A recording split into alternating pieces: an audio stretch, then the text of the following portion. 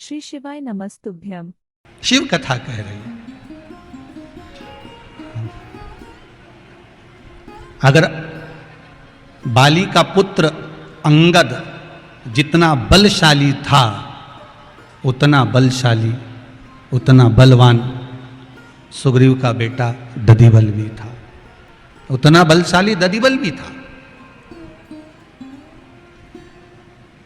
पर दधिबल परम भगवदीय वैष्णव था, इसलिए थोड़ा शांत था, थोड़ा मौन था, वो बोलता नहीं था ज्यादा। वो भगवान की अविरल भक्ति में डूबा रहता था।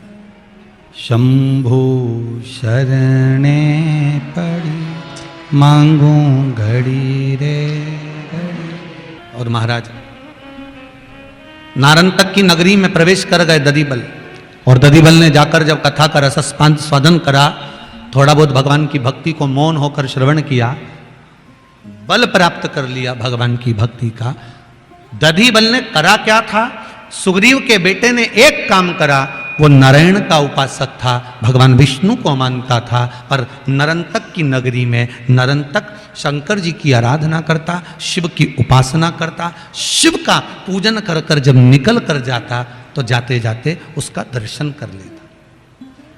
अभी कथा में कहा था, आप अगर मंदिर भी नहीं जा सकते, मंदिर के शिखर का दर्शन भी नहीं कर सकते, आप भगवान को जल भी नहीं चढ़ा सकते, बेलपत्र भी नहीं चढ़ा सकते, तो जो शंकर जी के मंदिर से निकल कर आ रहा हो, जो शिव मंदिर से निकल कर जा रहा हो, जो शंकर जी के ऊपर जल चढ़ा कर जा रहा हो, शंकर का दर्शन कर कर जा रहा हो, आप उसका भी दर्शन कर लोगे तो भी जीवन का सब कार्य सफल हो सकता है महाराज। उसका भी दर्शन कर लिया तो हमारा जीवन सार्थक। भगवान शंकर प्रथम वैष्णव है। शिव महापुराण की कथा कहती है, शंकर जी से किसी ने पूछा कि आप मुर्दे की भस्म अपने शरीर पर क्यों चढ़ाते हो, क्या दूसरी भस्म नहीं मिलती? शंकर भगवान कहते हैं, ये मुर्दे की भस्म इसलिए चढ़ाता हूं कि जब लोग मुर्दे को लेकर आते हैं तो राम नाम सत्य बोलते हुए आते हैं। ये जो मरा हुआ पड़ा है, जो शरीर अर्थी पर पड़ा हुआ है, ये मरने के बाद भी राम का नाम दुनिया के लोगों से निकलवा रहा है, इसलिए ये पूजनीय है, इसलिए मैं ये भस्म को चढ़ा रहा हूं।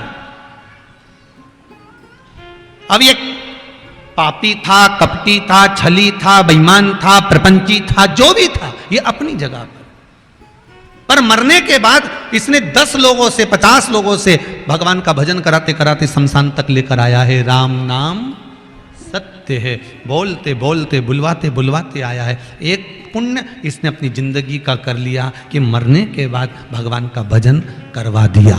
करा कि नहीं करा वो नहीं मालूम, पर लोगों से करवा दिया।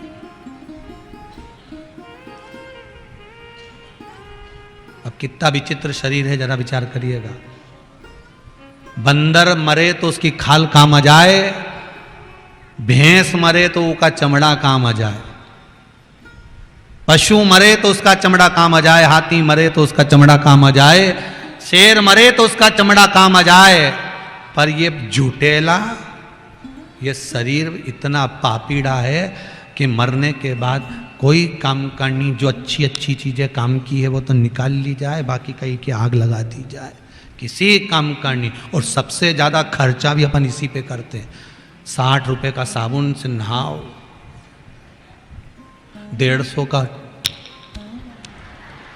क्रीम पोतो, 250 रुपए की पेंसिल लाइन खींचो, उसके बाद 750 रुपए की डब्बी से पोतो, फिर वो नीली पीली से इनके लगा।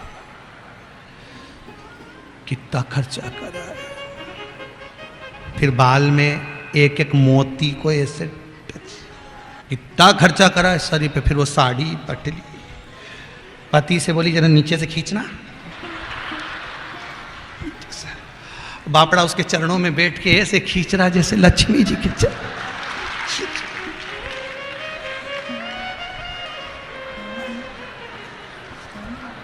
अच्छे से तो खींचा,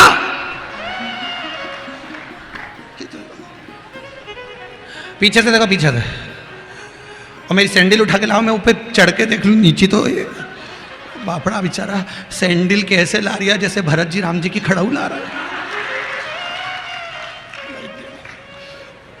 लादी पहन ले, ऊपर चढ़ के फिर अब देखो जरा नीचे है नहीं।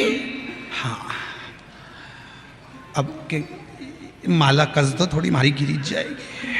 अब उसका मन करे पूरे गला नहीं दबा दो था। ये चंद्र घंटा और ये बेरू की जोड़ी, ऐसी कृपा करिए भगवान। अब बोले उसका केवल दर्शन नरंतक शिव आराधना कर आ रहा है, उसका केवल दर्शन दधिबल कर रहा है, सुग्रीव के बेटे। हम क्यों गुरु जी के चरण छूते हैं, हम क्यों माता पिता के चरण छूते हैं, हम क्यों विद्वान जन के चरण छूते हैं? क्या मिलता है चरण छूने से? क्या मिलता है कथा श्रवण करने से? क्या मिलता है भगवान के दरवाजे जाने से? कहा गुरुजन जो भगवान की भक्ति में, शिव उपासना में, शंकर की भक्ति में जो निरंतर डूबा रहता है, उसका मात्र मुख का दर्शन भी हो जाता है तो जीव की मनोकामना पूर्ण हो जाती है। यह दधिबल की कथा कह रही है। ये दधिबल, अभी एक माता ने बड़ा सुंदर भाव लिखा, देखिए कोई भाई ने लिखा है, रामेश्वर जी राठौड़ हैं, कोई कहीं बैठे हों तो हाथ उठाएंगे। आप ही हैं, दोनों हाथ हिलाएंगे एक बार। आप ही हैं रामेश्वर जी राठौड़। आपने लिखा है, गुरुजी मेरे छोटे भाई की किडनी डॉक्टर ने खराब बता दी थी, यही लिखा है ना आपने। उनको बॉम्बे हॉस्पिटल इंदौर में भर्ती किया गया। डॉक्टर ने कह दिया किडनियां गड़बड़ हो गई हैं, किसी काम की नहीं है। तभी मेरे पुत्र ने टीवी के माध्यम से शिव महापुराण की कथा सुनी है, उसने एक उपाय निकाला और वो उपाय रुद्राक्ष के पानी का था, जिसको करना प्रारंभ करा तो बॉम्बे हॉस्पिटल के डॉक्टर भी आश्चर्य में है कि जो किडनियां डैमेज हो गई थी, बेकार हो गई थी, वो वापस काम करना कैसे प्रारंभ कर दी। अगर आपको यह वीडियो पसंद आया है तो कृपया वीडियो को लाइक करें, कमेंट करें और हमारी चैनल को सब्सक्राइब करें। श्री शिवाय नमस्तुभ्यम।